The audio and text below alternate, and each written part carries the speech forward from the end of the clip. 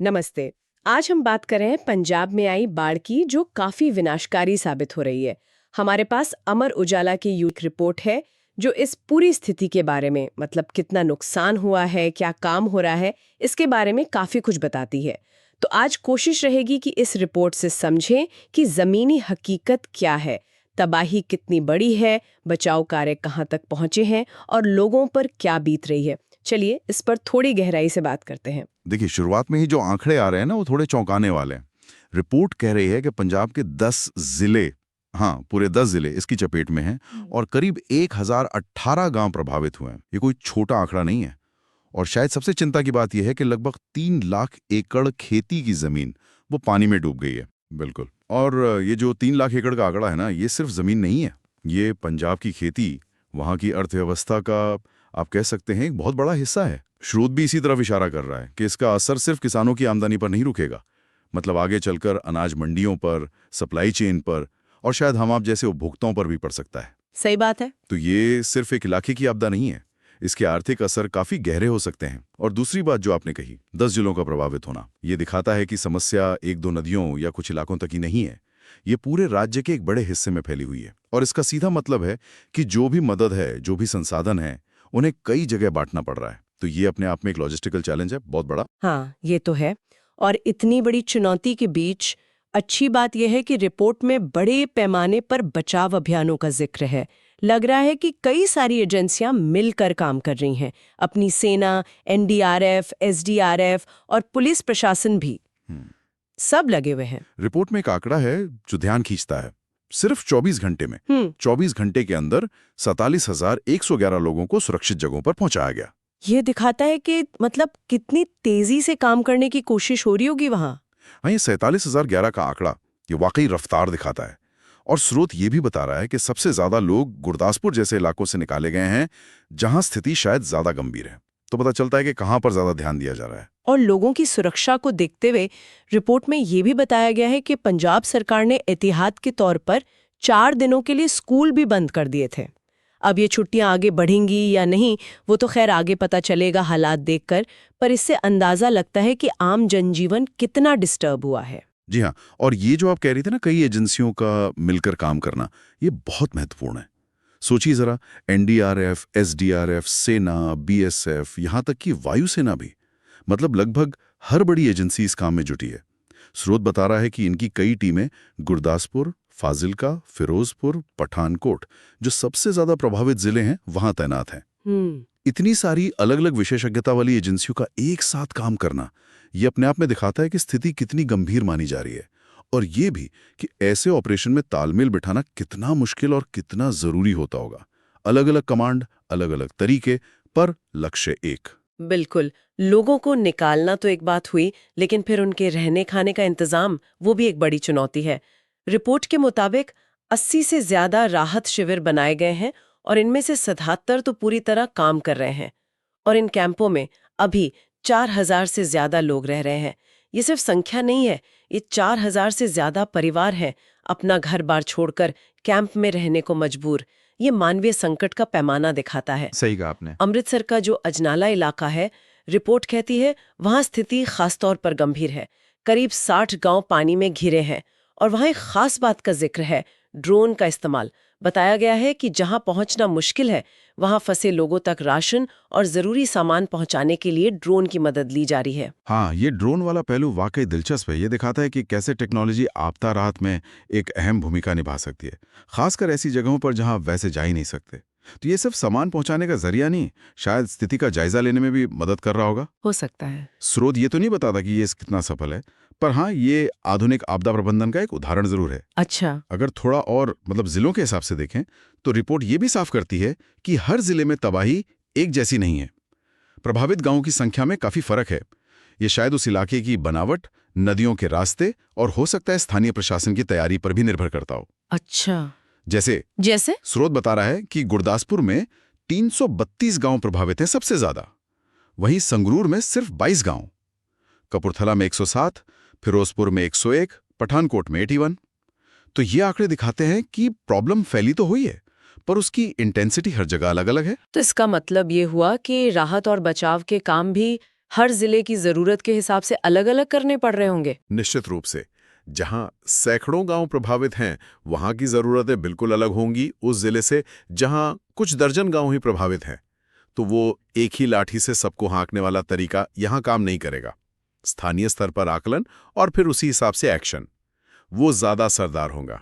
और इन सब आंकड़ों और विश्लेषण से हटकर अगर देखें तो जो चीज सबसे ज्यादा असर करती है वो है इंसानी पहलू, आर्थिक तबाही। रिपोर्ट बताती है कि फसलों का बहुत भारी नुकसान हुआ है। पंजाब, जिसे हम देश का अन्न भंडार कहते हैं, वहां खेतों का यूं पानी में डूब जाना ये सिर्फ किसानों के लिए नहीं, शायद पूरे देश के लिए चिंता की बात है। हाँ बिल्कुल। और साथ ही पशुधन का भी भारी नुकसान हुआ है, जो गांवों में परिवारों के लिए एक तरह से उनके जमा पूंजी होते हैं। जी। कुछ जगहों से तो ऐसी तस्वीरें और खबरें भी हैं कि लोग अपने घरों की छतों पर जरूरी सामान के साथ कई कई दिन से फंसे हैं और सेना उन्हें हेलीकॉप्टर से निकाल रही है। ये मंजर याद दिलाते हैं कि बाढ़ सिर्फ आंकड़े नहीं है, ये इंसानी दुख है, त्रासदी है।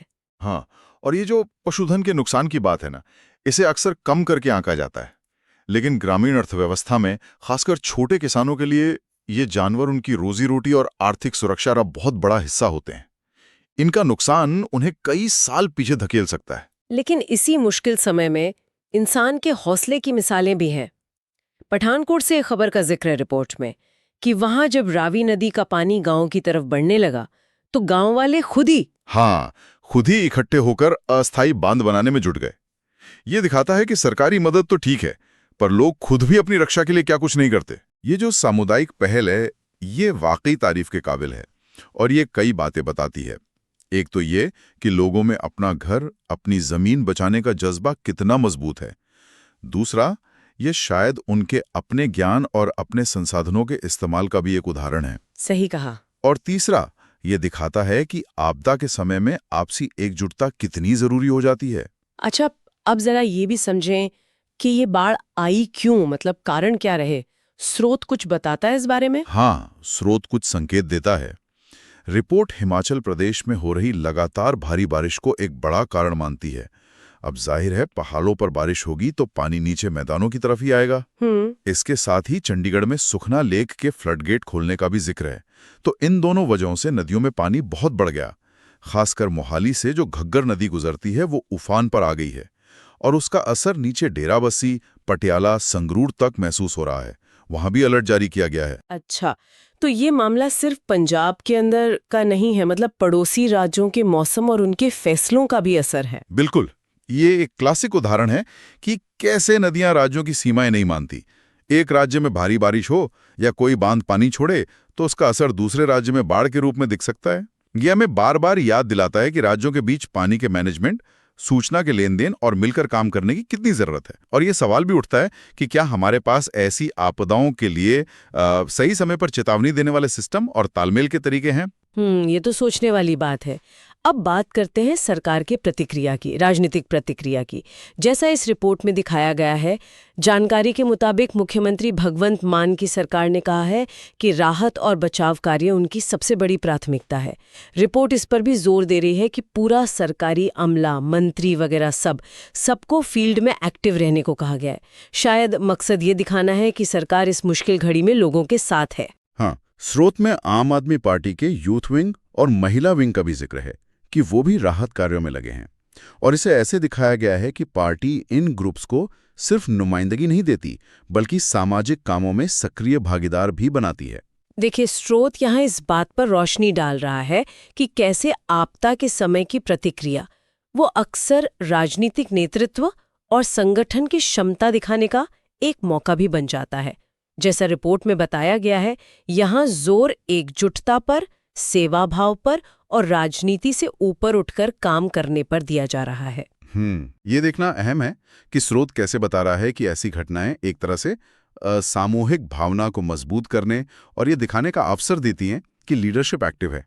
स्रोत के मुताबिक सरकार और पार्टी की टीमें ये दिखाने की कोशिश कर रही हैं कि पंजाब पर जब भी मुश्किल आती है तो इंसानियत की सेवा सबसे पहले होती है। और यहाँ ये साफ करना जरूरी है कि हम सिर्फ स्रोत में दी गई जानकारी और उसे जैसे प्रस्तुत किया गया है वो बता रहे हैं। हम किसी राजनीतिक नजरिए का समर्थन या विरोध नहीं कर रहे हैं। तो इस पूरी बातचीत का अगर निचोड़ निकालें तो क्या समझ आता है? हमने देखा कि पंजाब एक बहुत बड़ी बाढ़ आपदा से जूझ रहा है। 10 जिले, 1000 से ज्यादा गांव, लाखों एकड़ फसल पानी में। मतलब पैमाना वाकई बहुत बड़ा है। हाँ, बहुत बड़ा। हमने ये भी देखा कि बड़े पैमाने पर बचाव का काम चल रहा है। कई एजेंसियां मिलके काम कर रही हैं, हजारों लोगों को सुरक्षित निकाला गया है, राहत कैंप चल रहे हैं, ड्रोन जैसी टेक्नोलॉजी का भी इस्तेमाल हो रहा है। जी। लेकिन इन सब के बीच जो मानवीय और आर्थिक कीमत चुकानी पड़ रही है वो बहुत ज्यादा है।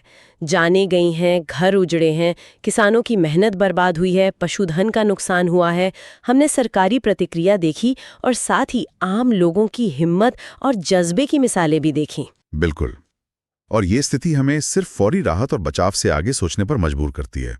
अब असली चुनौती है लंबे समय के लिए पुनर्वास और पुनर्निर्माण की। सोचिए, जिन लोगों के घर बह गए, फसलें तबाह हो गईं, जानवर मारे गए, उन्हें वापस अपने पैरों पर खड़ा होने में कितना वक्त और कितनी मदद लगेगी।